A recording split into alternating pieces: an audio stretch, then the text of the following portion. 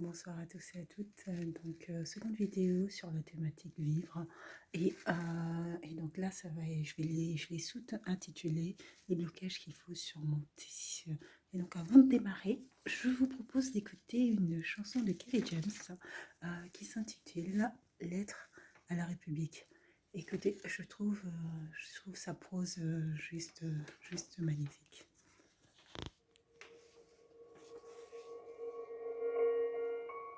Lettre à la République, à tous ces racistes à la tolérance hypocrite qui ont bâti leur nation sur le sang. Maintenant s'érigeant d'honneur, de leçons, pilleurs de richesses, tueurs d'Africains, colonisateurs, tortionnaires d'Algériens. Ce passé colonial, c'est le vôtre, c'est vous qui avez choisi de lier votre histoire à la nôtre. Et maintenant vous devez assumer, l'odeur du sang vous poursuit même si vous vous parfumez. Nous les Arabes et les Noirs, on n'est pas là par hasard, tout arrivé à son départ. Vous avez souhaité l'immigration, grâce à elle vous vous êtes gavé jusqu'à l'indigestion. Je crois que la France n'a jamais fait la charité. Les immigrés ce n'est que la main d'œuvre pour marcher. Gardez pour vous votre illusion républicaine de la douce France bafouée par l'immigration africaine. De monter aux tirailleurs sénégalais et aux harkis qui a profité de qui. La République n'est innocente que dans vos songes, et vous n'avez les mains blanches que dans vos mensonges. Nous les Arabes et les Noirs, on n'est pas là par hasard, tout arrivé à son départ. Mais pensiez-vous qu'avec le temps, les négros mutrés finiraient par devenir blancs? Mais la nature humaine a balayé vos projets. On ne s'intègre pas dans le rejet, on ne s'intègre pas dans les ghettos français parqués. Entre émigrés, faut être censé comment pointer du doigt le repli communautaire que vous avez initié depuis les bidonvilles de Nanterre. Pyromanes et pompiers, votre mémoire est sélective, on n'est pas venus en paix, votre histoire est agressive. Ici, on est mieux que là-bas, pour vous, c'est déstabilisé. Et plus j'observe l'histoire, moi je me sens redevable. Je sais ce que c'est que d'être noir depuis l'époque du cartable. Bien que je ne sois pas un gras, je n'ai pas envie de vous dire merci. Parce qu'au fond, ce que j'ai ici, je l'ai conquis. J'ai grandi à Orly, dans les favelas de France. J'ai fleuri dans les maquis, je suis en guerre depuis mon enfance. Narcotrafic, braquage, violence, crime. Que font mes frères si ce n'est des sous comme dans Clair Stream? Qui peut leur faire la leçon? Vous, abuseurs de biens sociaux, détourneurs de fonds, de vrais voyous au costard, bande d'hypocrites. Est-ce que les Français ont les dirigeants qu'ils méritent? Au cœur des débats sans cœur, toujours les mêmes qu'on pointe du doigt dans votre France des rancœurs. En pleine crise économique, il faut un coupable. Et c'est en direction des musulmans que nous vous combattre. Je n'ai pas peur de l'écrire, la France est islamophobe. D'ailleurs, plus personne ne s'en cache de la France d'être xénophobe. Vous nous traitez comme des moins que rien sur vos chaînes publiques. Et vous attendez de nous qu'on s'écrive vive la République. On reste peu se révéler au pays des droits de l'homme. Difficile de se sentir français sur le syndrome de Stockholm. Parce que moi je suis noir, musulman, banlieusard et fier de l'être. Quand tu me vois, tu mets un visage sur ce que l'autre France déteste. Ce sont les mêmes hypocrites qui nous parlent de diversité, qui expriment leur racisme sous couvert de laïcité. Rêve d'un français unique avec une seule identité, s'acharne à discriminer les mêmes minorités face aux mêmes électeurs. Les mêmes peurs sont agités, on nous pense les communautés pour cacher la précarité. Que personne ne s'étonne si demain ça finit par péter. Comment aimer un pays qui en plus de nous respecter, loin des artistes transparents? J'écris ce texte comme un miroir, que la France s'y regarde si elle veut s'y voir. Elle verra s'envoler l'illusion qu'elle souffre d'elle-même. Je suis pas en manque d'affection, comprends que je n'attends plus qu'elle-même.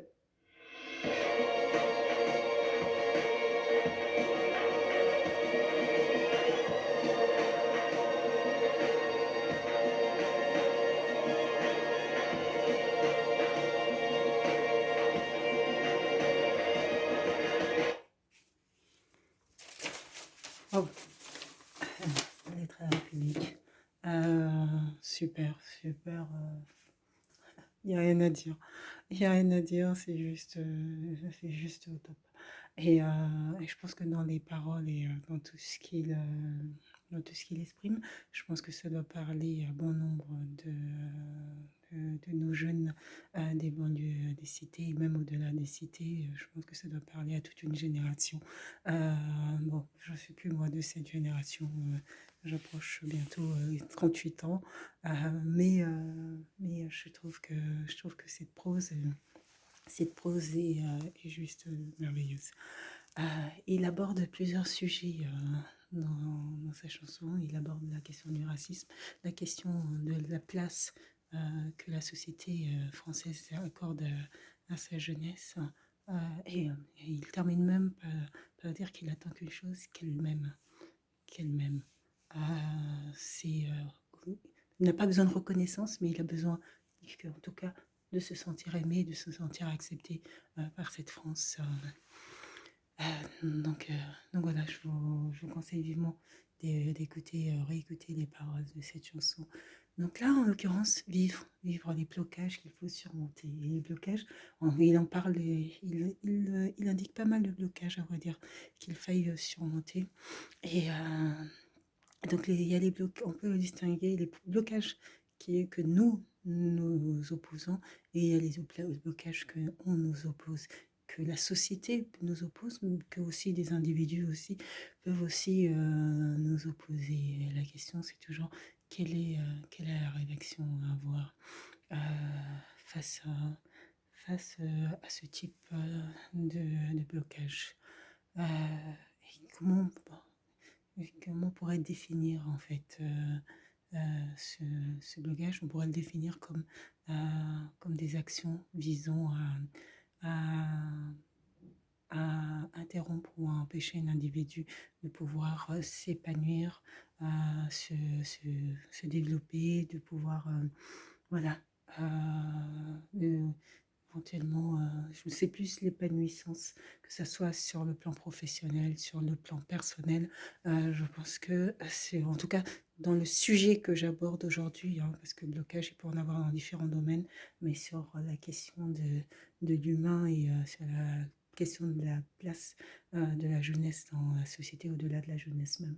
Il y a plutôt la question de quand les blocages sont mis, sont face à nous, comme quelle réaction avoir.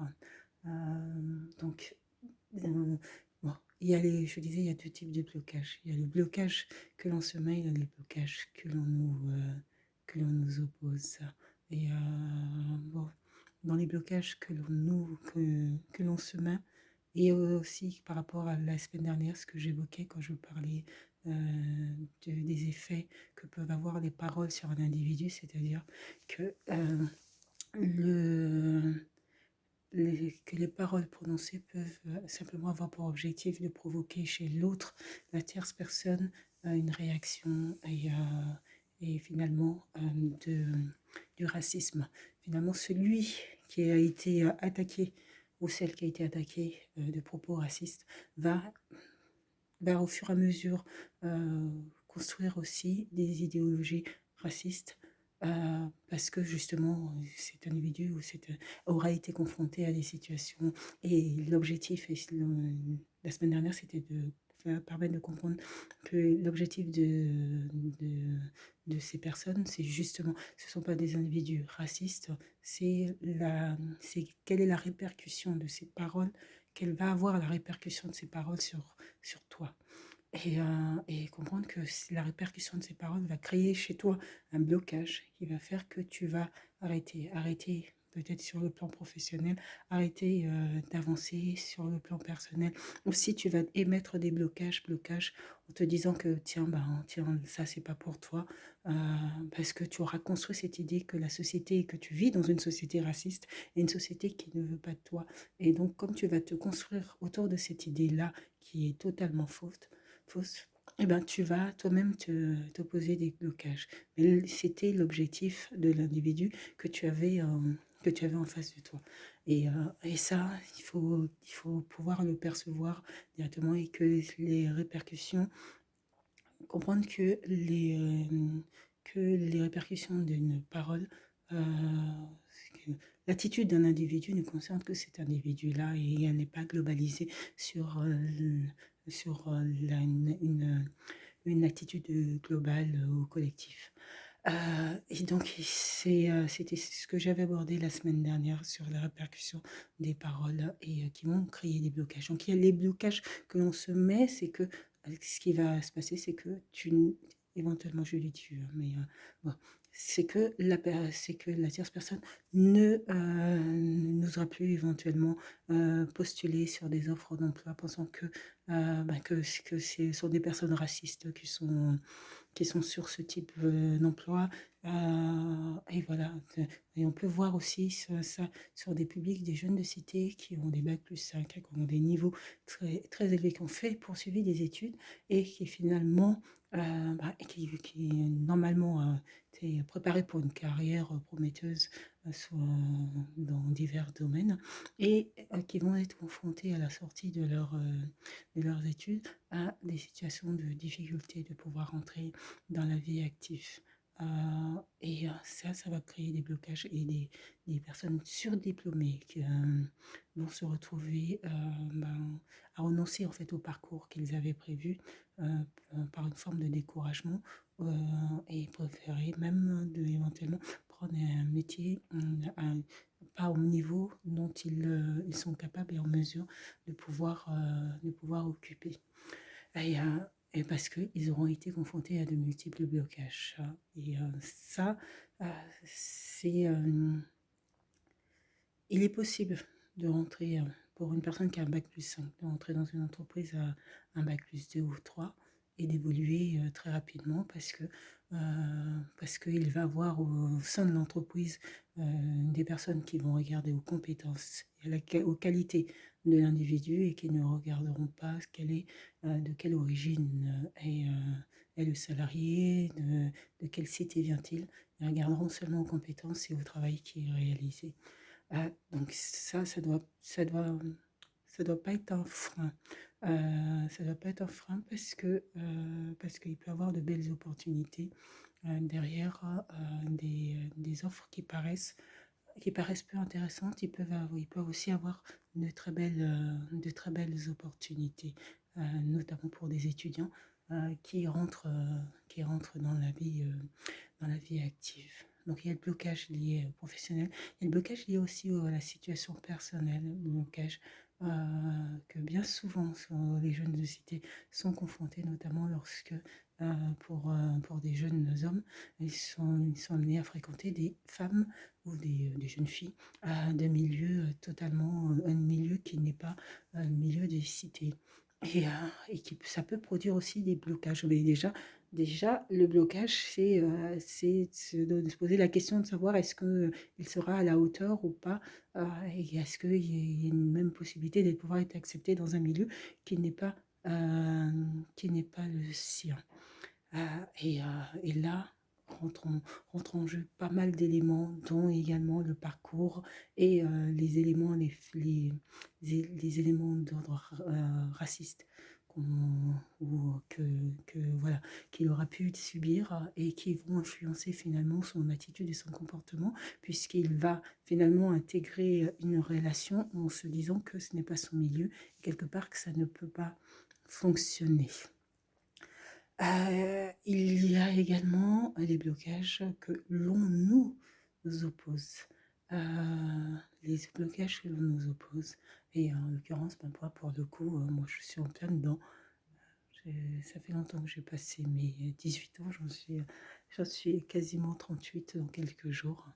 Ah, et après toutes ces années, tout le travail que je fais, que je réalise, je me vois opposer à des blocages en matière d'ordre professionnel.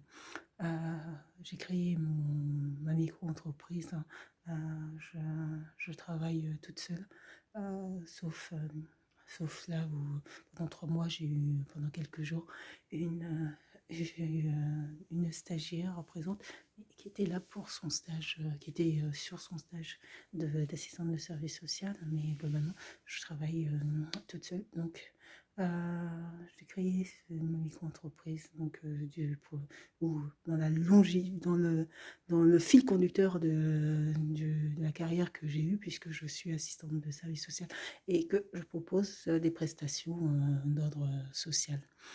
Et donc, il s'avère que j'ai déjà, au démarrage même, puisque je l'ai créé le 6 novembre 2019, et il aura fallu des mois à vrai dire, pour que je puisse obtenir ma première convention sur un secteur qui, moi, me paraît un secteur en demande d'activité. Et, euh, et donc, ça aura pris plusieurs mois, en tout cas, pour démarrer. Et là, je suis confrontée à cette difficulté d'avoir des blocages également au niveau professionnel pour pouvoir poursuivre. Euh, la question, c'est toujours déjà de comprendre d'où ça peut provenir. Donc, essayer un maximum de balayer quels sont les éléments qui éventuellement n'ont pas été pris en compte, que ce soit des éléments techniques, hein, ça peut être des aspects techniques. Et puis essayer de comprendre effectivement si effectivement c'est d'une part d'une erreur technique de ma part ou ça provient d'éléments extérieurs. Et puis essayer aussi d'analyser un maximum la situation. Toujours rationaliser. Toujours essayer de rationaliser de sorte à, comment dire ça, de sorte à ne pas baisser les bras. Et je pense que l'objectif, c'est justement ça. Quand on est confronté à ce type, ce que j'appellerais limite un blocus. Un blocus, je pense, en tout cas un blocus. Et lorsqu'on est confronté à ce type de difficulté, euh, je pense que la capacité à pouvoir garder le maximum calme. Je parle sur le plan professionnel. Après, sur le plan personnel, ça rentre dans un tout autre domaine. Mais sur le plan professionnel, de pouvoir toujours garder la maîtrise et toujours chercher à avancer. Et ça, c'est important, c'est de se dire que moi, je peux plus que jamais, hein, ça a toujours été ma philosophie de vie, c'est que le travail permet l'émancipation, il permet d'avancer. Et là, justement, je pense que l'objectif, c'est de m'empêcher de travailler.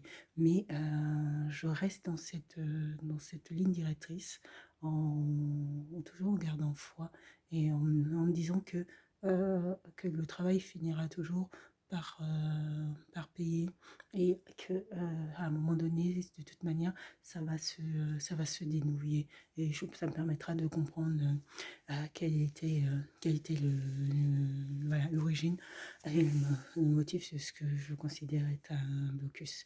Mais on peut être tenté dans ce type de situation de laisser la crainte prendre le dessus. Euh, la difficulté, c'est que lorsque vous on laisse la crainte prendre le dessus, donc déjà l'analyse n'est plus est difficilement objectif. Et il y a toujours des actions à mener. J'ai encore plein d'actions à mener pour essayer de dénouer la situation. Euh, Justement, il faut toujours, je pars sur le plan professionnel, parce que sur le plan personnel, je pense que c'est tout à fait un autre domaine. Et quand le blocus ne semble pas simplement s'arrêter sur le plan professionnel, mais semble être global, là, la situation se complique d'autant plus. Pour m'arrêter d'abord sur le plan professionnel, comme je l'indiquais, c'est d'abord de garder son calme, toujours poursuivre justement ne surtout pas arrêter. Il faut toujours poursuivre, continuer à mener les actions, continuer à rechercher euh, et, euh, et puis garder foi euh, parce il est toujours sur le plan professionnel possible de dénouer une situation. Je viens maintenant sur le plan personnel. Sur le plan personnel, je dirais qu'il y a eu un chevauchement d'événements sur les 2 dernières années qui finalement font que je me retrouvais sans la garde de ma fille qui était en garde alternée auparavant. Et du jour au lendemain, cette garde a été réduite à 1 heure chaque 2 semaines.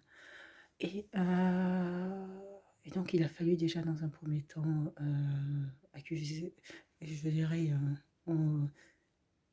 arriver à tenir tenir sur cette, comment dire ça, c'est à tenir toujours en espérant que c'est une question, c'est aussi là la foi, que ça puisse, que la situation puisse se dénouer.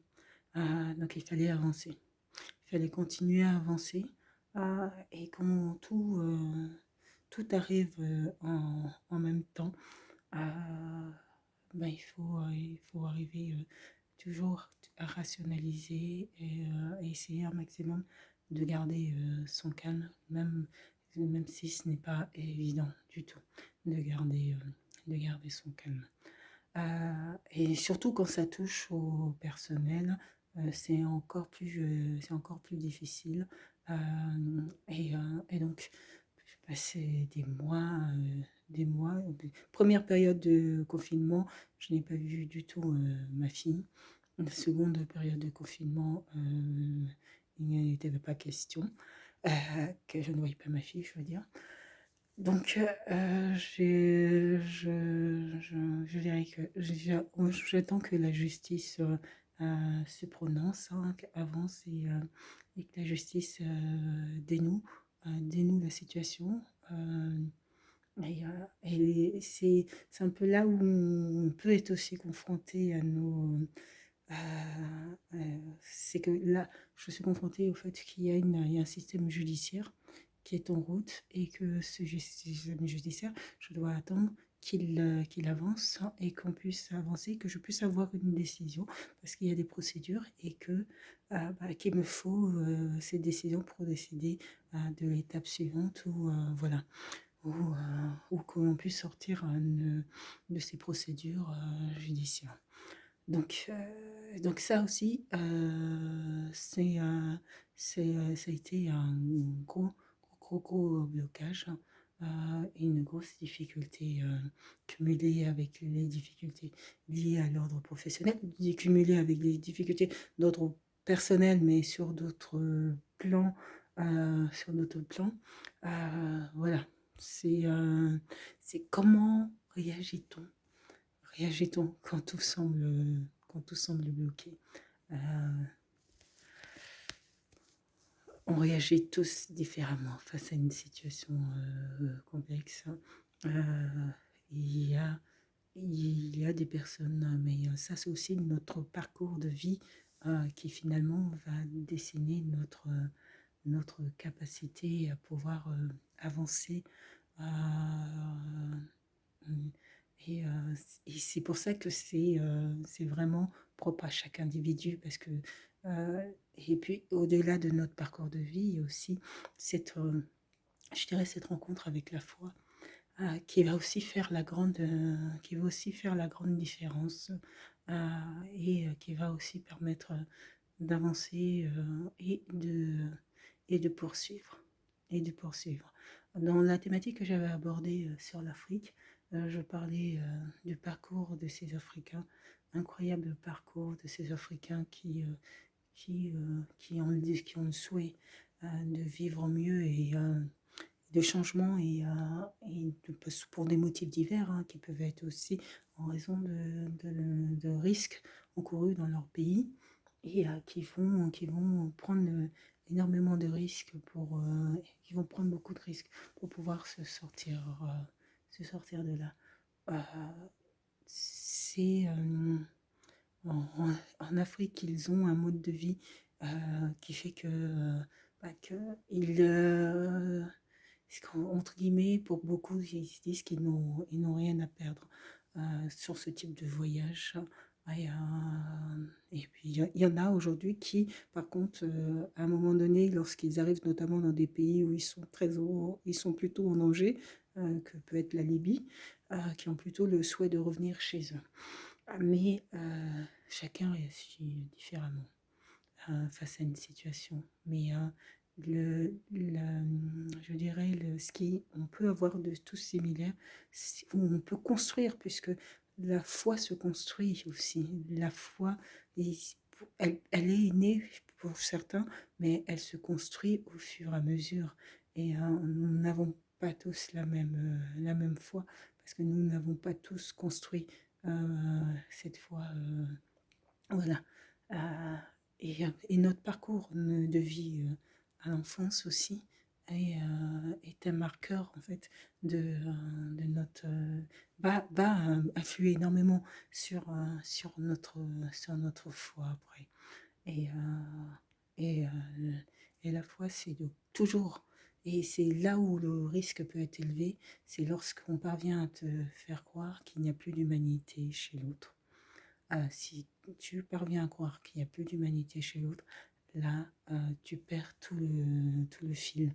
Euh, et ça, il ne faut pas oublier. C'est pour ça que le danger du racisme, c'est de faire croire que tous les individus sont comme la personne raciste, qui se dit raciste, alors qu'en réalité, c'est faux. Et donc, et dans ce cas-là, tu ne vois plus l'humanité qu'il peut avoir chez d'autres, alors que chez d'autres, il y a de l'humanité et que chez d'autres, il y a aussi le souhait de pouvoir t'aider, de pouvoir. Et ça, il faut aussi pouvoir le voir. Et ne pas rester bloqué sur un ou deux, quelques individus qui avaient pour but de te donner une vision négative des choses. Donc c'est important, toujours regarder l'humanité chez les individus, chez chaque individu. Et ne jamais perdre espoir, car la foi repose sur l'espoir que l'on peut avoir aux autres, envers les autres et envers aussi soi-même également. Et il faut toujours aussi avancer et ne jamais, baisser les bras. Donc les blocages sont ce que nous mettons nous-mêmes, mais il y a aussi les blocages qui peuvent venir intentionnellement des autres, et ça, c'est une réalité. La différence lorsque tu vas être confronté, ça va bientôt s'est coupé. Je vais refaire une seconde vidéo.